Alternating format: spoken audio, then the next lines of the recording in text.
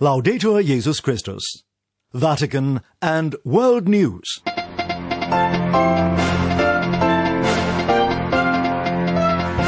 In the headlines this Sunday, March the 7th, Pope Francis travels to the northern region of Iraq to meet and pray with Christian communities hard hit by decades of violence. The director of UNESCO in Iraq highlights the spirit of fraternity with which Christians and Muslims are reconstructing their shared Iraqi identity.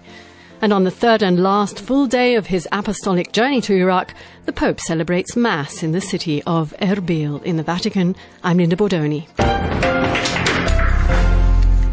Pope Francis travelled to northern Iraq on Sunday in a powerful sign of closeness to the region most ravaged by the violence wreaked by so-called Islamic State between 2014 and 2017. He visited the people and the communities in the cities of Mosul and Karakosh before flying to Erbil, where he celebrated Holy Mass in an open-air stadium. As Francesca Merlo reports, first thing on Sunday morning, the Pope arrived at the Hosh al-Biyah Center in Mosul, where he prayed amidst the ruins and along with the people of Iraq for all the victims of war in the country and throughout the Middle East. Viva el Papa! Viva el Papa! Viva el Papa! Viva el Papa!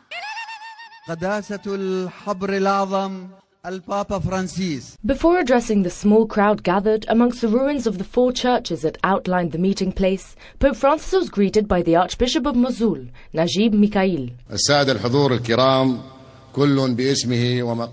He then heard the testimony of a Catholic priest and a Sunni Muslim, both victims of the terror that rampaged through the city of Mosul. Before his prayer, the Pope shared his own thoughts, centered on three main ideas. If God is the God of life, for so he is, then it is wrong for us to kill our brothers and sisters in his name. If God is the God of peace, for so he is, then it is wrong for us to wage war in his name. If God is the God of love, for so he is, then it is wrong for us to hate our brothers and sisters. Then the Holy Father invited all those present, whether near or far, to join in praying for all the victims of war, a prayer which concluded with a thought both for the deceased and for those who caused such harm to their brothers and sisters. May they repent, he said. The Hosh al-Biyah, or Church Square in Mosul, holds the ruins of four Christian churches referred to by the Pope in his prayer. The four churches of the ancient Christian community were destroyed by the so-called Islamic State. In Mosul alone, there are over 30 churches that have been completely destroyed, and none of them have been rebuilt yet.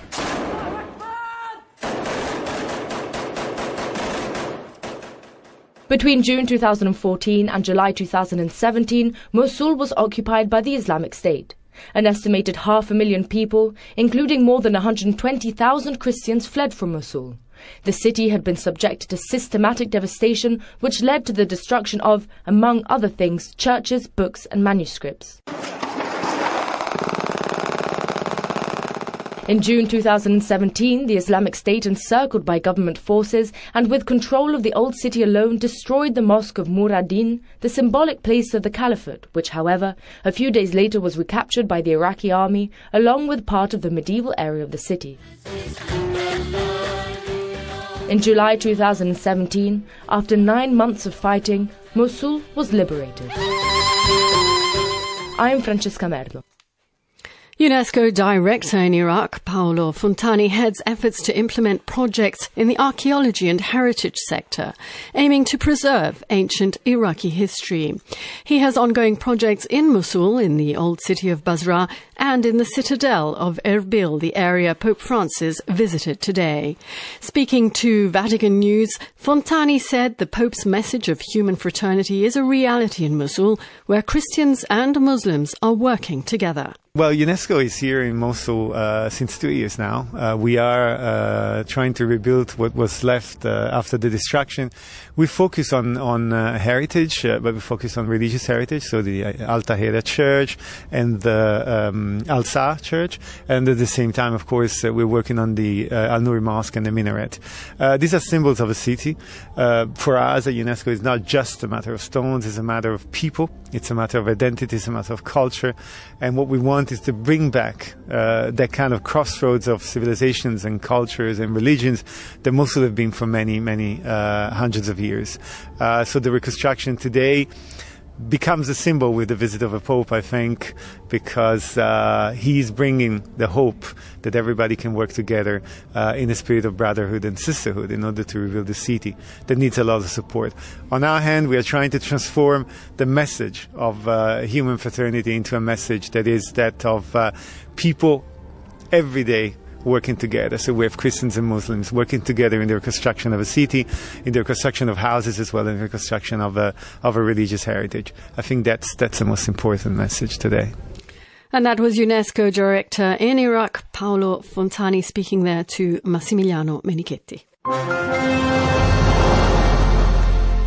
After the prayer in Mosul, the Pope travelled by helicopter to the city of Karakosh, where he visited the Church of the Immaculate Conception. Father Benedict Mayaki has more.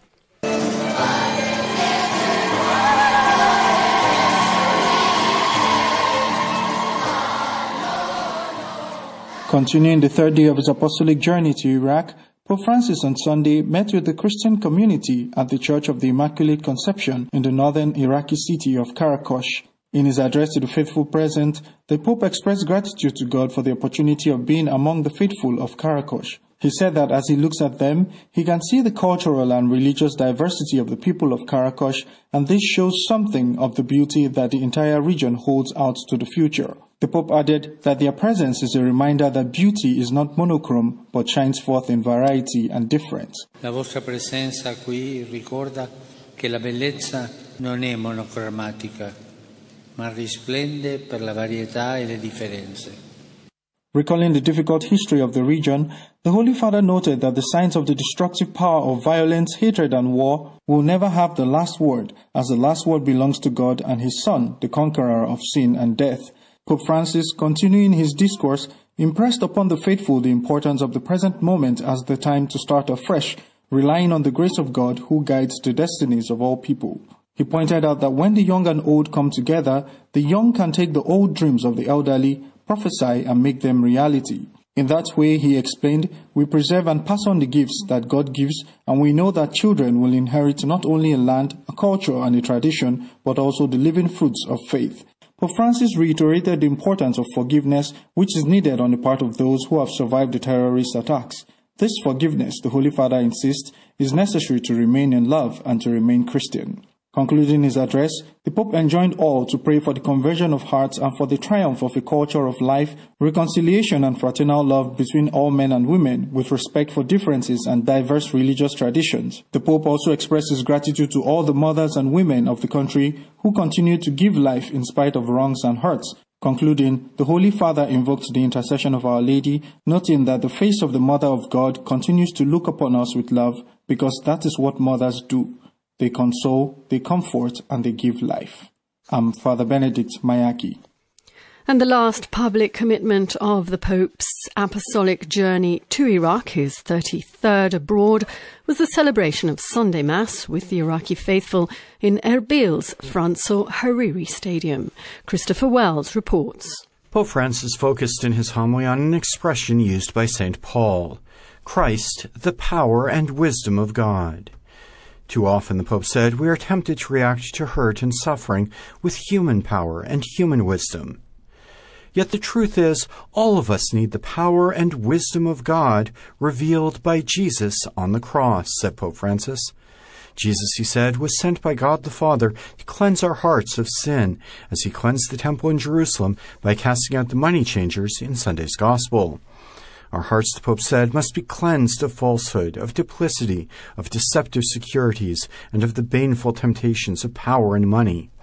Only Jesus, he said, can cleanse our hearts of the works of evil. He has the power to conquer our evils, to heal our diseases, and to rebuild the temple of our heart. Jesus, the Pope continued, not only cleanses us of our sins, but gives us a share in his own power and wisdom. Jesus frees us from narrow and divisive notions, from the desire for revenge, in order to build a church and a society that includes everyone and that cares for those who are in need. When Jesus promises to raise up the temple after 3 days in the Gospel, Pope Francis said, he is not talking only of his own bodily resurrection, but of the Church as well. The Lord, said Pope Francis, promises us that by the power of the resurrection, he can raise us and our communities from the ruins left by injustice, division, and hatred. Turning to the Iraqi Christian community, the Holy Father concluded his homily saying, the Church in Iraq, by God's grace, is already doing much to proclaim this wonderful wisdom of the cross by spreading Christ's mercy and forgiveness, particularly towards those in greatest need. This, the Pope said, is one of the reasons that led me to come as a pilgrim in your midst, to thank you, and to confirm you in your faith and witness. I'm Christopher Wells. And at the conclusion of that Eucharistic liturgy, the Pope blessed a statue of the Virgin Mary that had been vandalized by Islamic State militants. The head and hands of the statue had been cut off, but the head was later recovered and reattached. An Iraqi priest present for the celebration explained the statue originally came from the Christian village of Caramels. After the blessing, he said the statue will return to the Nineveh plain, and he added that the hope of local Christians is that Our Lady will soon return to embrace her children in Caramels. As mentioned, Sunday marks the third and last full day of Pope Francis's pilgrimage to Iraq. On Monday, he'll bid farewell to the nation at Baghdad International Airport and is scheduled to be back in the Vatican at about 1 p.m. Rome time.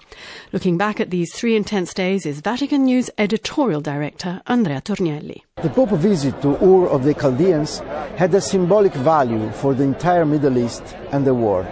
Today's stops in Mosul and Karakosh, on the last full day of his historic trip to Iraq, have the values of a testimony. In the most Christian area of the country, thousands of families had to abandon their homes and everything they owned in the face of the fury of fanaticism. The large church of the Immaculate Conception that welcomed Pope Francis had been transformed into a training base by ISIS. There was a half-destroyed statue of St. Joseph to welcome the successor of Peter, who has come to confirm these communities in their faith, but also to be confirmed in turn by their witness and the shedding of blood. Even in the midst of devastation of terrorism and war, we can see with the eyes of faith the triumph of life over death, said Francis. The Pope invited to restore not only the buildings, but first of all the bonds that unite communities and families, young and old. War, terrorism and hatred have left deep wounds in our hearts, not just rubble. The Pope recalled that forgiveness is necessary to remain in love, to remain Christians. The embrace of the Christians who, together with other fellow citizens, have suffered persecution, together with the joyful embrace of the stadium in Erbil, the city where many Christians took refuge fleeing from ISIS, are the seal of a visit that everyone had advised the Pope against. But the Bishop of Rome, a church born from the blood of martyrs, could not disappoint these children, and faced every risk to bring them his caress with the most important trip of his pontificate. And thanks there to Andrea Tornielli, Vatican News editorial director in Iraq with Pope Francis. That brings us to the end of this edition of Vatican and World News. My thanks go to Sandro Carucci. Join us tomorrow for more. In the Vatican, I'm Linda Bordoni. Bye-bye.